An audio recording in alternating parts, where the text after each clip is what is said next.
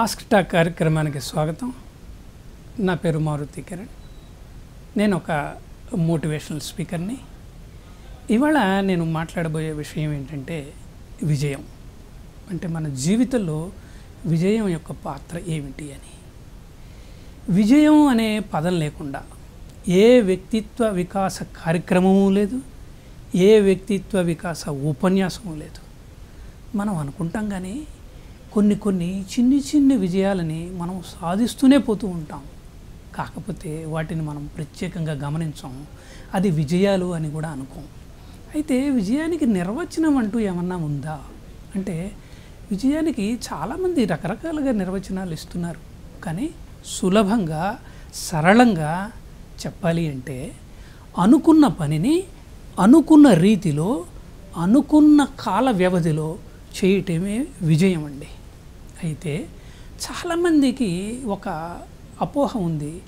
అదేంటంటే, మేము ప్రయత్నం చేస్తున్నామండి, కాకపోతే అవి సాకారం కావటం లేదు. ఏదో విజయం లభిస్తుంది అని అనుకుంటున్నాం, కానీ అది మా చేతికి చిక్కినట్టే ఉంటుంది, కానీ అది చేజారిపోతున్నది అని అంటూ ఉంటారు. కాకపోతే ఇక్కడ ఒకటి ఉందండి. విజయం సాధించాలి అంటే అది యాక్చువల్గా మన అసమర్థత కాదండి. చాలామంది అదే అనుకుంటూ ఉంటారు. నేను అసమర్థుడేమో, అందుకనే అనుకున్నది సాధించలేకపోతున్నానేమో అనుకుంటారు. కానీ అది అసమర్థత కాదండి, అవగాహన రాహిత్యమే. ఒక పని చెయ్యాలి అని అనుకుంటావు, అది ఒక నెల రోజుల ప్రాజెక్ట్ కావచ్చు, 6 నెలల ప్రాజెక్ట్ కావచ్చు, లేకపోతే వారం రోజుల ప్రాజెక్ట్ కావచ్చు. కాకపోతే దాని మీద అవగాహన లేకపోవటం వల్లనే నువ్వు అనుకున్న తీరులో ఆ పని చేయలేకపోతున్నావు. అవగాహన రాహిత్యం లేకుండా ఉండాలి అంటే అసలు ఆ విషయంలో నిష్ణాతులైన వ్యక్తుల్ని కలవాలి. వాళ్ళు ఆ ప్రయాణంలో ఏ కష్ట నష్టాలని ఎదుర్కొన్నారో వాళ్ళతో చర్చించాలి. అవసరమైతే వాళ్ళు చెప్పిన విషయాలని మనం నోట్ చేసుకోవాలి. దానికి సంబంధించిన మెటీరియల్ని గ్యాదర్ చేసుకోవాలి. దీనికి కొంత సఫిషియెంట్ టైం తీసుకున్న తర్వాత దాని మీద ఒక మెడిటేటివ్ మైండ్తో ఒక 4-5 రోజులు గడిపి, ఇక నుంచి నా కార్యక్రమం ప్రారంభమవుతుంది అని చెప్పి అనుకొని అప్పుడు మనం మొదలు పెట్టవలసి ఉంటుంది. అప్పుడు అవగాహన రాహిత్యం ఉండదు, కార్యక్రమం అద్భుతంగా జరుగుతూ ఉంటుంది. ఇంకొకటి, విజయము అంటే అది ఒక విజయంతో సరిపోతుందా అంటే, అసలు జీవితం అంటేనే విజయాల పరంపర అండి. సింపుల్గా చెప్పడానికి ప్రయత్నిస్తాను. 10th క్లాస్ కుర్రవాడు ఉన్నాడు, వాడికి 80% మార్కులు రావాలనుకున్నాడు, వచ్చేసాయి. అద్భుతమైన జూనియర్ కాలేజీలో సీట్ వచ్చింది. అక్కడ కూడాను మోర్ దాన్ డిస్ట్రిక్షన్తో పాస్ అయ్యాడు, అది కూడా ఒక విజయమే. అక్కడి నుంచి ఒక మంచి ఇంజనీరింగ్ కాలేజీలో సీట్ వచ్చింది, అది కూడా విజయమే.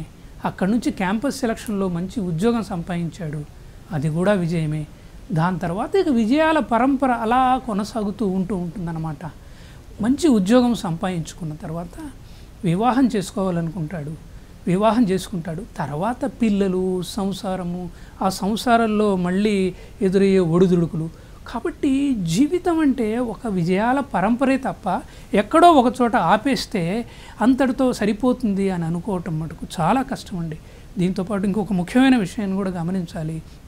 ఇవాళ ఉన్నట్టుగా రేపు ఉండదండి. తరాలే మారిపోతున్నాయి, ఆలోచనలు మారిపోతున్నాయి. మనం కూడాను కొత్త పంధాలో చేసిన పనినే కొత్త తరహాలో చేయవలసి ఉంటుందన్నమాట. ఇక్కడ ఇంకొక విషయాన్ని మనం ముఖ్యంగా మాట్లాడుకుంటే బాగుంటుంది. మరి ఒక్కొక్కసారి విజయానికి చేసే ప్రయాణంలో, అంటే ఒక కార్యక్రమాన్ని చేపట్టే ప్రయాణంలో ఒడిదొడుకులు వస్తూ ఉంటాయి కదా, మరి ఏం చేయాలి అని దీనికి ఒక ఉదాహరణ చెప్పడానికి ప్రయత్నిస్తాను. ఆంధ్రప్రదేశ్లో పవర్ గ్రిడ్ ఫెయిల్ అయ్యింది, గాఢ అంధకారంలో ఉంది. చిమ్మ చీకటిలో మగ్గిపోతున్న ఆ తరుణంలో కుంభవృష్టి ప్రారంభమైంది. ఆ కుంభవృష్టి ప్రారంభమైన తర్వాత నీకు మీ ఊరు నుంచి ఫోన్ వచ్చింది. అమ్మ ఉన్నట్లుండి అపస్మారక స్థితిలో పోయింది, ఆమెని అర్జెంటుగా డాక్టర్ దగ్గరికి తీసుకెళ్ళాలి, నువ్వు కూడా వస్తే బాగుంటుంది అని. అమ్మ ఆ పరిస్థితుల్లో ఉండేటప్పటికి నువ్వు బయలుదేరవలసి ఉంటుంది. ఒకవైపు చిమ్మ చీకటి, ఇంకోవైపు కుండపోత వర్షం. కాకపోతే నీ దగ్గర కారు ఉంది, హెడ్ లైట్స్ ఉన్నాయి. కాబట్టి నువ్వు చేయవలసింది ఒకటే, కారులో కూర్చోవటము, ఇగ్నిషన్తో ఇంజన్ని స్టార్ట్ చేయటము, హెడ్లైట్స్ వేయటము, అలా ముందుకు ప్రయాణం చేయటమే. ఇక్కడ ఇంకొక విషయం గమనించండి, ఎప్పుడైతే మీరు హెడ్లైట్స్ వేశారో ఆ హెడ్లైట్ యొక్క వెలుతురు ఎన్ని అడుగులు పడుతుందండి? 20 అడుగులు మాత్రమే పడుతుంది. ఆ 20 అడుగులు కనుక చూసుకొని ముందుకు ప్రయాణించినట్లయితే ఆ వెలుగు అలాగే సాగిపోతూ ఉంటుంది. ఆగవలసిన చోట ఆగుతారు, వేగం పెంచవలసిన చోట వేగం పెంచుతారు. అలా మెల్లమెల్లగా ప్రయాణం అయ్యి మీరు చేరవలసిన గమ్యస్థానానికి చేరతారు. ఇక్కడ చూడండి ఏం జరిగింది, మీరు ప్రయాణాన్ని ప్రేమించగలిగారు. కాబట్టి విజయము అంటే లక్ష్యాన్ని సాధించటం కాదండి, మన ప్రయాణాన్ని ప్రేమించటం దాంట్లో ముఖ్యమైన భాగం. ఇంకొకటి ఇక్కడ ఒక మంచి కొటేషన్ చెప్పడానికి ప్రయత్నిస్తాను. ఇంకొకటి, లక్ష్యానికి ఊపిరి సమయపాలనే అని నేను చదివాను. ఇది చూడటానికి చాలా సింపుల్గా ఉంటుంది, కానీ లక్ష్యానికి ఊపిరి సమయపాలనే అంటే ఏదన్నా ఒక టార్గెట్ పెట్టుకున్నప్పుడు అది ఒక నియమితమైన పరిధిలోనే చేయవల. ఒకవేళ కనుక అలా చేయకపోతే ఆ లక్ష్యానికి విలువ ఉండదు. అది మీకు ఎట్టి పరిస్థితుల్లో కూడాను మీ జీవితానికి పనికి రాకుండా పోతుంది. ఉదాహరణకి 90 ఏళ్ళ ఒక వృద్ధుడు 10th క్లాస్ ఎగ్జామ్ రాస్తున్నాడని అనుకుందాం. ఆయన దగ్గరికి వెళ్ళి, ఏమయ్యా కళ్ళజోడు సవరించుకుంటున్నావు, శరీరం ఏమో జారిపోయింది, ఇంకా 10th క్లాస్ రాస్తున్నావు ఏమిటి అంటే, నేను 40 ఏళ్ళ బట్టి 10th క్లాస్ రాయడానికి ప్రయత్నిస్తున్నానండి, కానీ నా జీవిత లక్ష్యం ఏంటంటే నేను 10th క్లాస్ రాసే నేను చనిపోదాం అనుకుంటున్నాను అంటాడు. 95 ఏళ్ల తర్వాత నువ్వు 10th క్లాస్ రాసి ఉపయోగం ఏమిటి? కాబట్టి ఏ వయసులో చేయవలసింది ఆ వయసులోనే చేయాలి. అందువలనే లక్ష్యానికి ఊపిరి సమయపాలనే. ఇది మటుకు మనం ముఖ్యంగా గుర్తుపెట్టుకోవలసిన విషయం. సక్సెస్ఫుల్ వ్యక్తులు ఎవరు అని మనం అడిగితే చాలామంది పేర్లు చెప్తారు. అదేంటంటే వాల్ట్ డిస్నీ, అతనికి అద్భుతమైన ఊహాశక్తి ఉంది.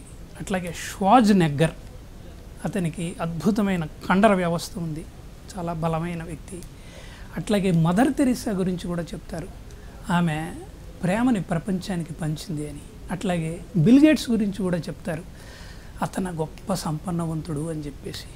ఇలా రకరకాల వ్యక్తుల పేర్లు చెప్తాం మనం. కానీ చాలామంది చేసే పొరపాటు ఏంటంటే నేను వాళ్ళలాగా ఉండాలి అనే ఒక ప్రయత్నం చేయడానికి ప్రయత్నిస్తారు.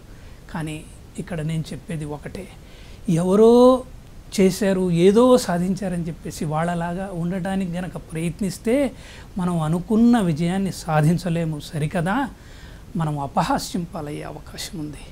నేను ఎందుకు చెప్తున్నానంటే వాళ్ళ పరిస్థితులు వేరండి, వాళ్ళు పుట్టిన ప్రాంతం వేరండి, వాళ్ళకి వనగూడిన వనరులు కూడా వేరండి. కాకపోతే మనం ఒక ప్రత్యేకమైన పరిస్థితుల్లోనే ఉన్నాము. ఆ పరిస్థితుల నుంచే మనం పైకి రావడానికి ప్రయత్నించాలి తప్ప ఇంకొకళ్ళలాగా ఉండటానికి మనం ప్రయత్నిస్తే మనం అనుకున్నది సాధించలేము. అయితే మన జీవితంలో చిన్న చిన్న విజయాల గురించి మాట్లాడుకుందాం. ఒక జీవితం అన్న తర్వాత అసలు జీవితంలో విజయం ఏమిటి? జీవితం మొత్తాన్ని క్రోడీకరించి చూస్తే ఇతన్ని నిజంగా గొప్ప విజయవంతమైన జీవితాన్ని గడిపాడు అని ఎవరన్నా అనాలి అని అనుకుంటే అసలు జీవితం ఒక విజయం ఏమిటి అంటే ఇక్కడ ఒకటండి, మన జీవిత పరమార్థాన్ని గ్రహించి ఆ దిశలో పని చేయటం నెంబర్ 1. నెంబర్ 2, ఆ దిశలో పనిచేసేటప్పుడు మనలో ఉన్న అంతర్గత శక్తిని అంతా బయటికి తీసుకురావటం 2. మూడోది ఏంటంటే ఆ విధంగా తీసుకొచ్చిన అంతర్గత శక్తిని సమాజానికి పంచటం. ఈ విధంగా కనుక చేయగలిగినట్లయితే నిజంగా మనం జీవితంలో అద్భుతాన్ని సాధించినట్టే లెక్క.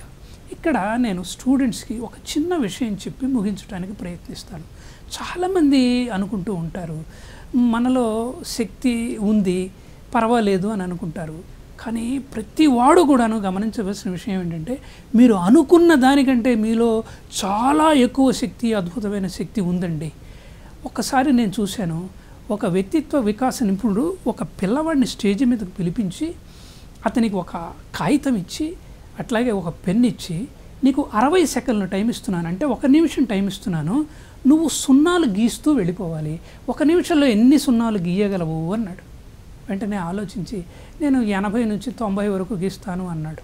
సరే మంచిది అని చెప్పేసి ఆయనని నేను ఇప్పుడే మొదలు పెట్టడానికి నీకు పర్మిషన్ ఇస్తున్నాను మొదలుపెట్టు అనగానే అతను సున్నాలు గీయడం ప్రారంభిస్తాడు.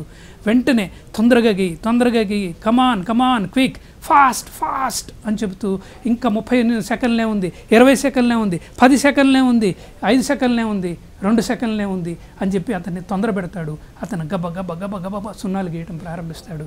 తీరా ఆ సున్నాలు గీసిన తర్వాత లెక్క వేస్తే అతను 360 సున్నాలు గీశాడండి. ఆశ్చర్యపోవటం ఆడియన్స్ వంతే కాదు, ఆ పిల్లాడి వంతు కూడా అయింది. అప్పుడు అన్నాడు ఆడియన్స్కి, చూసారా, మీలో ఏదో తక్కువ శక్తి ఉందనుకుంటారు, కానీ మీలో అద్భుతమైన శక్తిని భగవంతుడు నింపాడు. ఆ శక్తిని గమనించగలిగితే విజయం మీదే. కాబట్టి మై డియర్ ఫ్రెండ్స్, ఎప్పుడూ నిరుత్సాహానికి గురి కావద్దు. నిజంగా మీరు విజయం సాధించాలి అని అనుకుంటే నేను చెప్పిన విషయాలన్నింటినీ కూడాను దృష్టిలో పెట్టుకొని ఆలోచన చేసి ప్రశాంతమైన మనస్సుతో మీరు కార్యోన్ముఖులు అయితే విజయం మిమ్మల్ని తప్పకుండా వరిస్తుంది. మీ జీవితానికి ఒక సార్థకత పరమార్థం ఏర్పడుతుంది. నమస్కారం.